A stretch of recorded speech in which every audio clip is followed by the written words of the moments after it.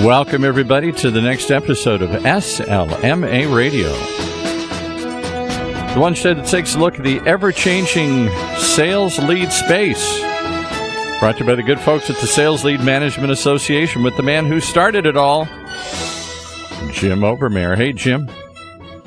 Hey, good morning, Paul. Paul is our announcer for SLMA Radio, and he has been the announcer for the 514th program on SLMA Radio and podcasting. Thank you, Paul. Joining us today, we have Justin Gray on today, who's been a guest on our program in the past, and Bob Blount, who's the Vice President of Sales for LeadMD. Justin is the CEO and founder of LeadMD. He's a serial entrepreneur who's launched 4 multi-million-dollar companies. I'm recognized as a speaker and has been published 350 times throughout his career. And I think he's a farmer down in Arkansas. Is that correct, Justin? Missouri. Don't hit you with that Arkansas brush. Yeah. Okay. All right. And Bob Blount is a sales and marketing development leader focused on profitability, accountability, which is where you should be, and the results, which I like seeing. He's got over 20 years of sales and marketing experience with 10 years of business development. Our program today, the title is The Recipe for Growth, How LeadMD Grew 133% year over year.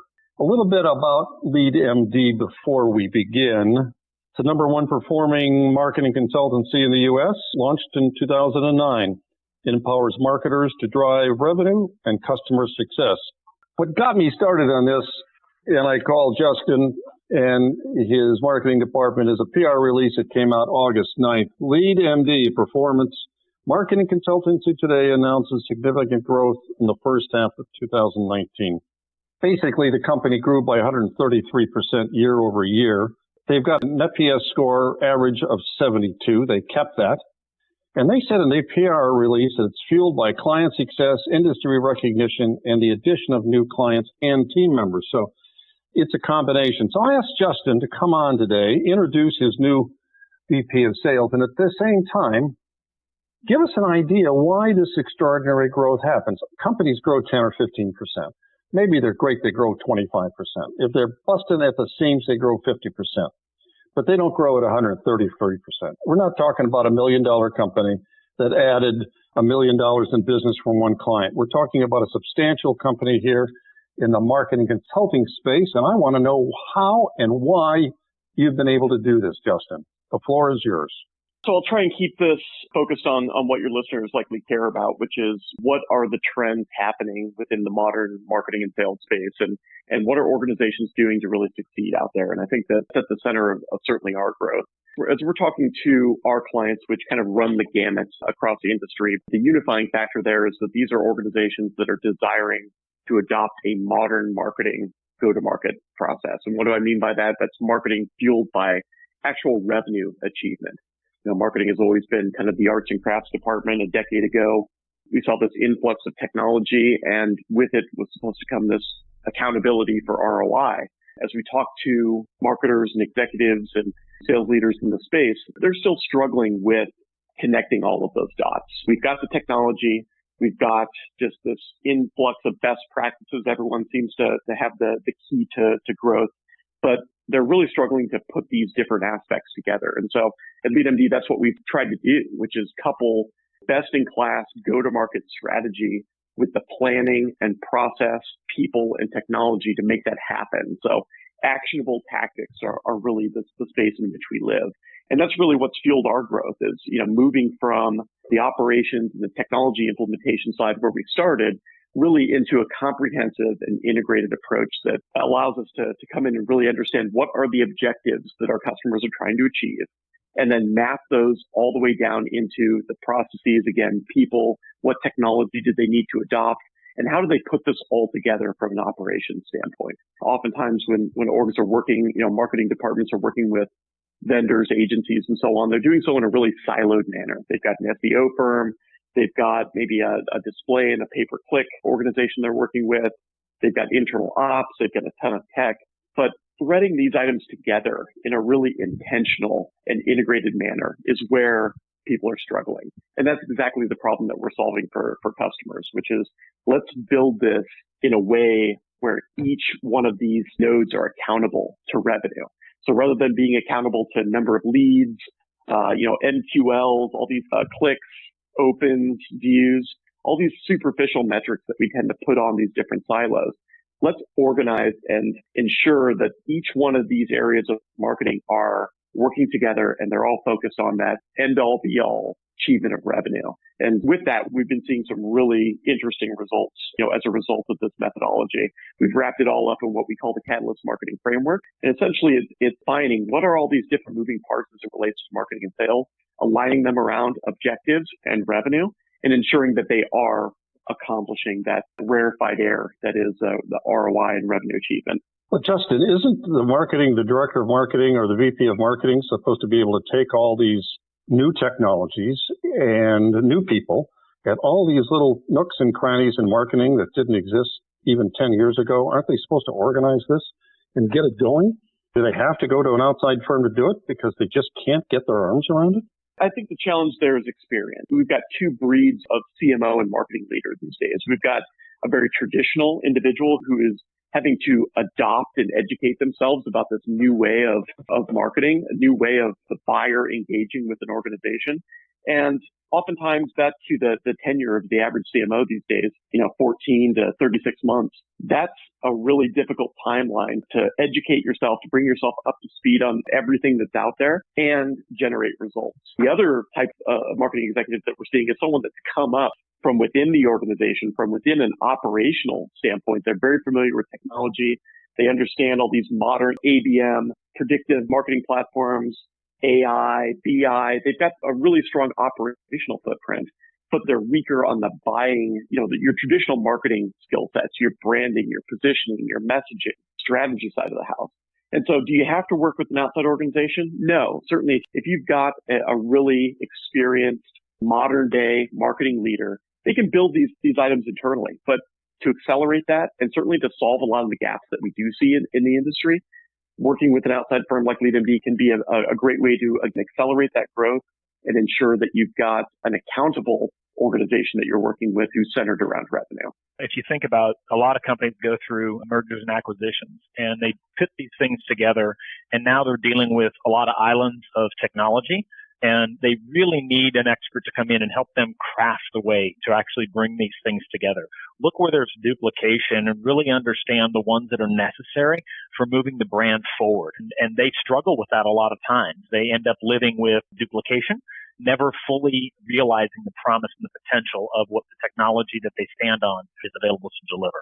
Well, it is awfully, I hate to say confusing because that's putting down the director of marketing and communications managers and all these people, but it is confusing. All the outside vendors that are willing to work together, but not necessarily coordinate their efforts. And all of this has to move towards what everybody has been talking about for the last 3 to 4 years, which is this combination of ABM in many cases, as well as revenue marketing.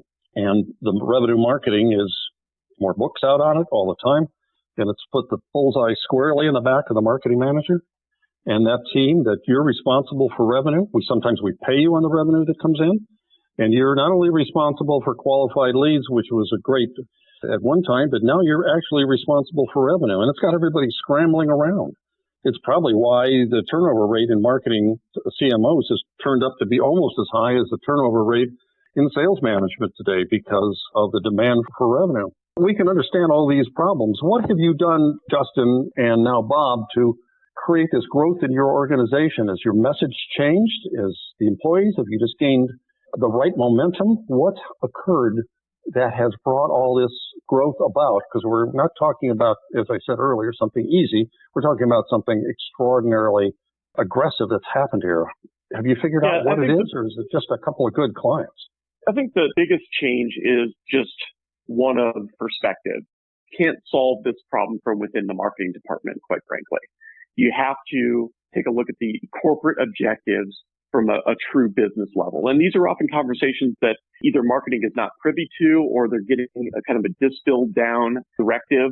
Bring in these experts, whether they be silos within the organization or from outside the organization, and we give them these benchmarks to hit that often aren't aligned with the real objectives that we're trying to hit. We give them something that we think they can achieve. And so again, MQLs is a really pinnacle metric that we see marketing departments being measured against. But MQL really has no no tie to revenue. It's a baton pass. How many net new conversations can you generate for sales? Well, conversations is something that is incredibly inefficient. How qualified are those conversations? How engaged are we with the buying committee within those organizations? Do they fit our ICP? These are questions that MQL just does not answer.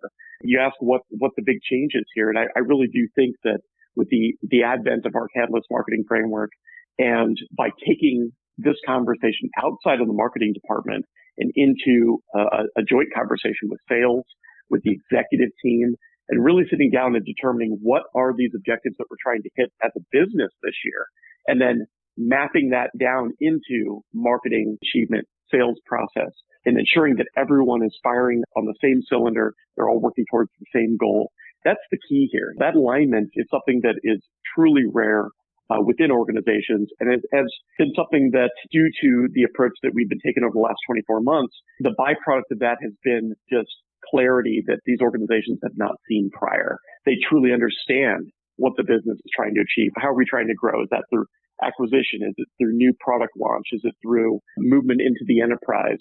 And ensuring that people are not getting a piece of that puzzle, but they're really able to view the entire picture. Sounds obvious, right? But as I mentioned before, it's just a really rare situation that all of these departments are aligned around a common goal. And that's what we've been able to bring to them, is that rare alignment.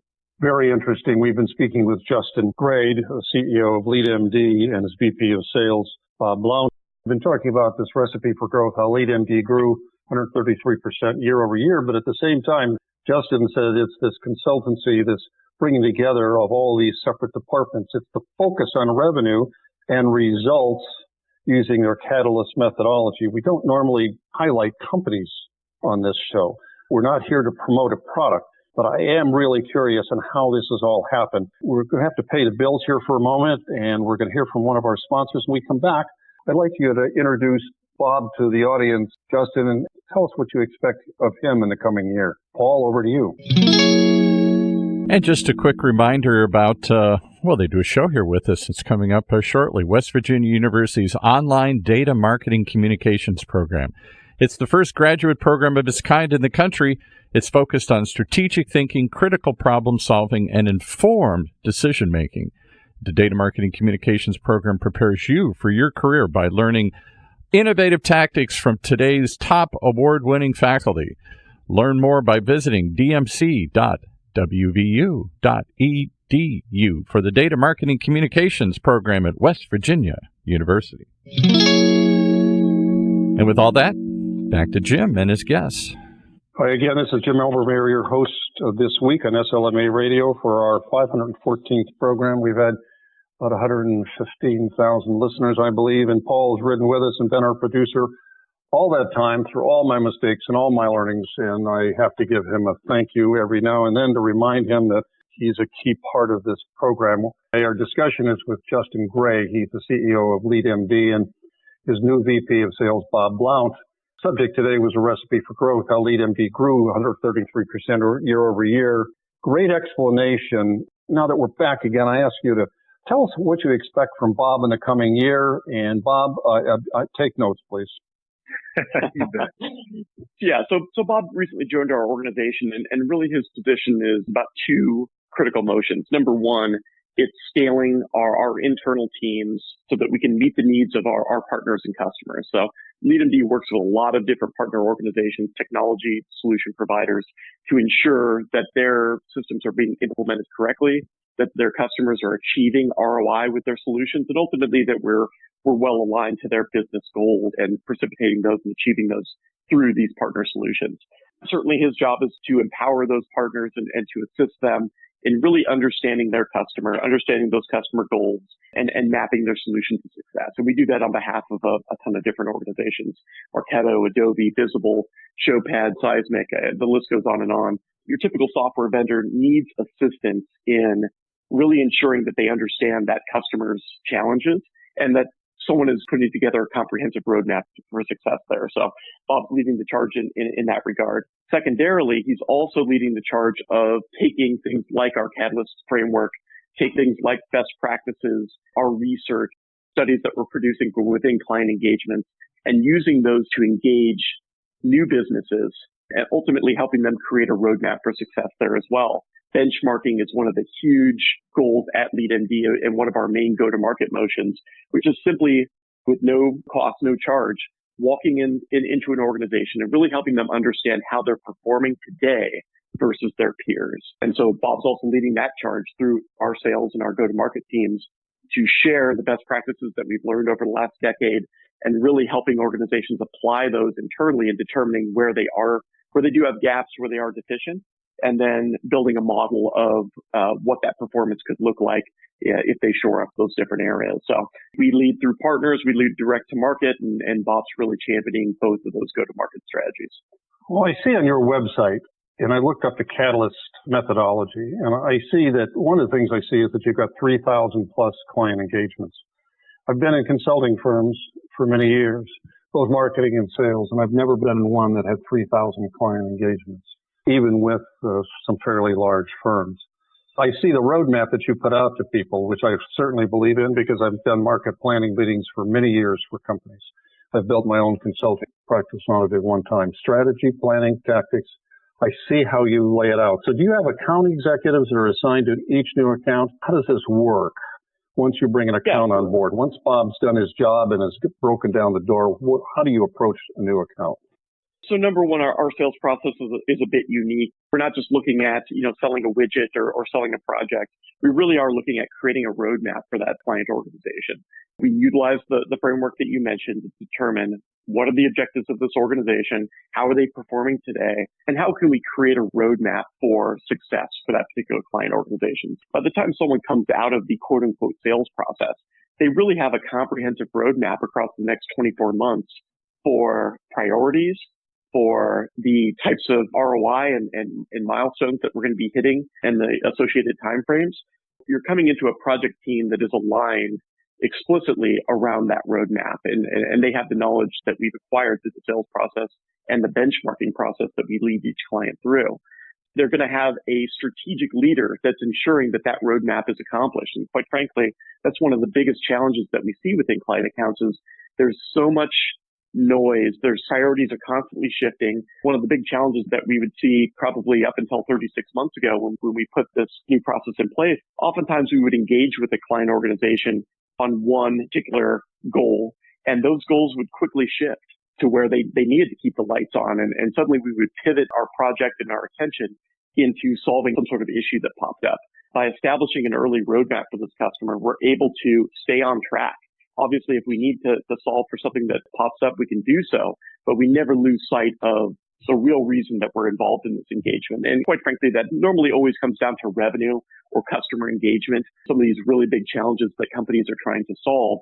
And just by keeping the focus on ultimately why we're engaged, we're able to keep looping back to that original goal and ensure that we're doing our job and we're accomplishing what we were brought in to do.